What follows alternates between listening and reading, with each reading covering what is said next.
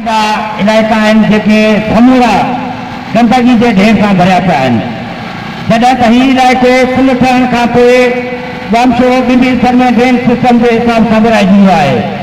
हिकिड़ो पासो ॾखिण वारो जेको आहे उन जो निकाल कराची मां मोरी जेका आहे उते वञी छोड़ करे थो ऐं ही समूरा इलाइक़ा जेके उत्तर वारा आहिनि उन्हनि जो छोड़ जेको आहे समूरनि जो सेंडोज रोड ते ऐं सिमनाले सां गॾिजी घरनि खे तबाह ऐं बर्बाद करे थो। केतिरा ई भेरा बाहूं कुकू करे चुका आहियूं। सेंडोज कंपनी जेका आहे उहा महाना 2 खां 3 करोड़ रुपया हितां जे DC MPA MNA खे ॾिए थी, पर हिते को तरक़ियाती कमु कोन थो कयो वञे। न त को हिते सेंडोज कंपनी जे हवाले सां को सरकारी स्कूल ॾिनो वियो आहे, न त को सेंडोज जे इलाइक़े में को पाणी जी लाइन विछाई वई आहे, न त को सेंडोज ते निकाल जो सिस्टम जोड़ियो वियो आहे, न त वरी को सेंडोज रोड खे ई बहाल करे ऐं उतां गुज़रण जी पेकारो ताईं जेका आबादी आहे समूरी आबादी जेका बि आहे गंदगी जो ढेर लॻी पई आहे।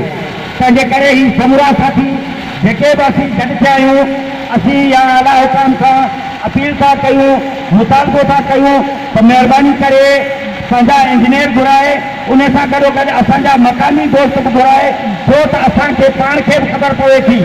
हिननि अॻ में बि अहिड़ो ड्रेनेज सिस्टम जोड़ियो त जीअं टाउन कमेटी जो तेल हड़प करे समूरो सिमनाले ते छोड़ करे ऐं उन्हनि तेल में ई पंहिंजी बजट पूरी करे छॾी। हर महीने हर साल तेल जे नेकाल में ई पाणी जे गटरनि जे नेकाल में तेल समूरो जेको हड़प करे छॾी। तंहिंजे करे असीं चऊं था त अहिड़ो नेकाल सिस्टम जोड़ियो वञे जेको समूरी आबादी जो गजल छोड़ हिकिड़ी जाइ ते थिए, जितां लिफ्ट मशीनुनि ज़रिए ॿिए पासे मोकिलियो वञे। असीं जिदोजहद कमेटी जे सेंडोज वारनि जे समूरनि दोस्तनि सां गॾु आहियूं ऐं इंशाअल्लाह ताला जेसिताईं जिदोजहद हलंदी ऐं असांजा मुतालबा मंज़ूर न थींदा, असीं जिदोजहद जारी रखंदासीं, दोस्तनि सां गॾु हूंदासीं। जी